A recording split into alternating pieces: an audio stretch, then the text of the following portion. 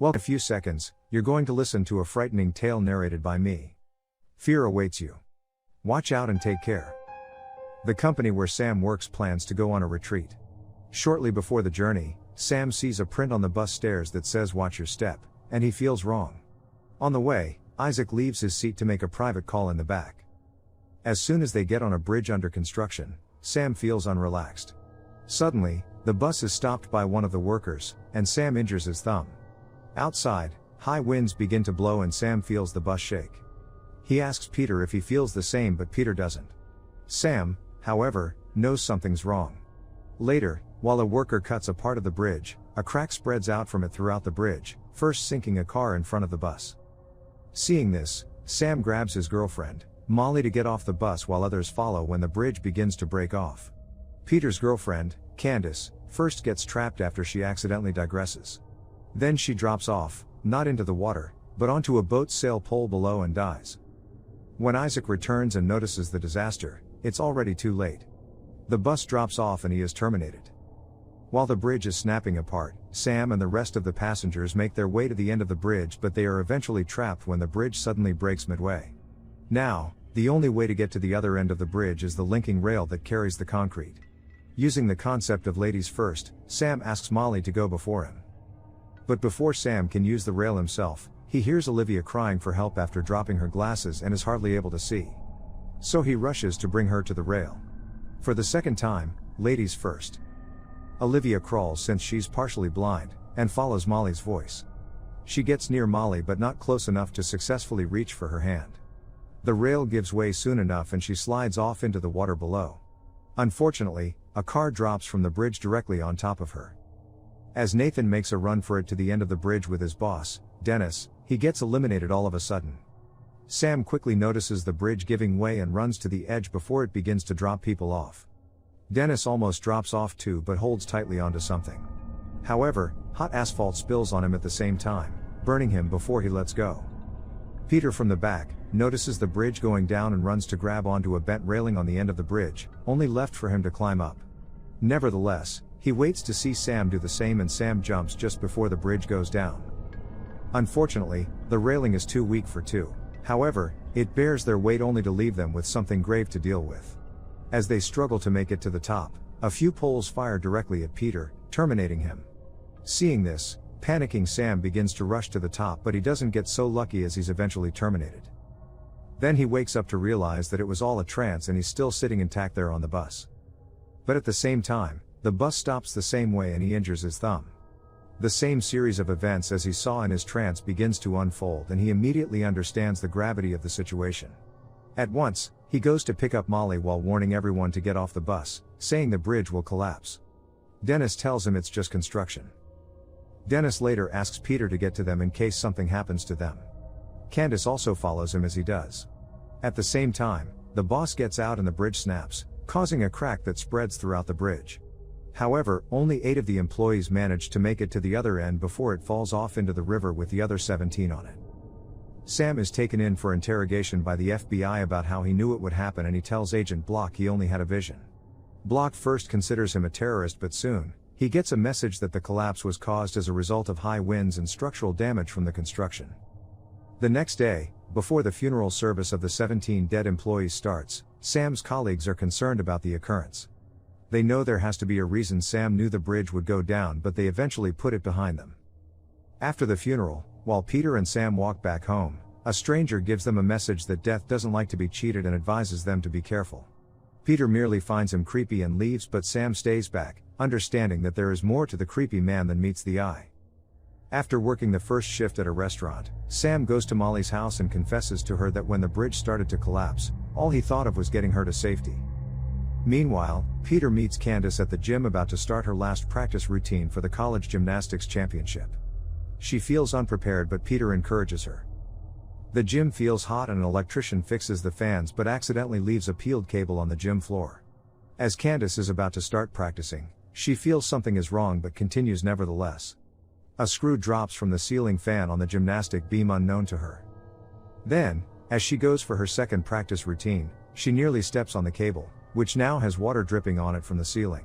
She would have been electrocuted by the water trickling close to her foot, but she luckily drops a hand towel on it and steps instead on the towel. As she starts her second routine, the screw holding the bar is about to come loose. But it eventually doesn't. Instead, the same screw Candace missed on the beam injures another person practicing after her.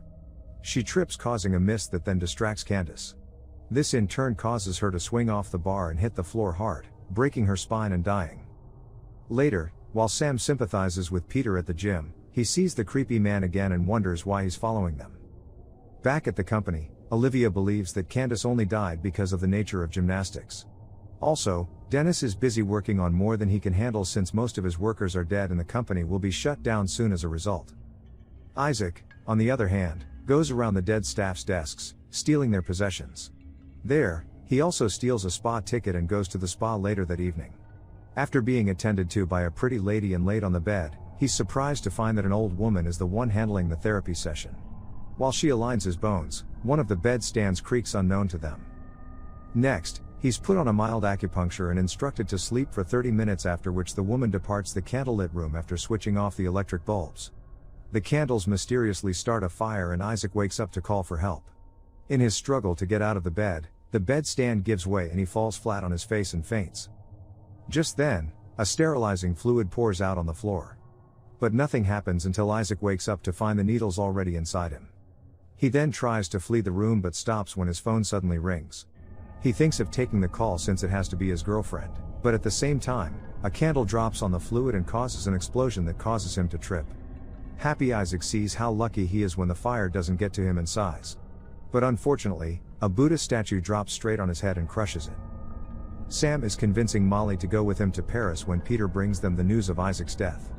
Again, he sees the creepy man at the scene and goes after him this time. The rest follow while he asks the man who he is. It turns out that he's just a coroner who happens to have seen such cases where a lucky few people survive a disaster and death later comes after them one by one. He says that they shorten death by escaping what happened on the bridge and can't afford to escape it eventually. He then gives them the only solution to the tragic situation, and that is to take someone else's lifespan by killing them.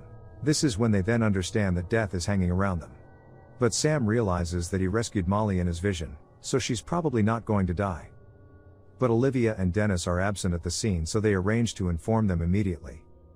Meanwhile, Olivia visits a clinic to undergo eye surgery. She freaks out while she's under the equipment. Her head is tightly held in place and a device is used to widen her eye.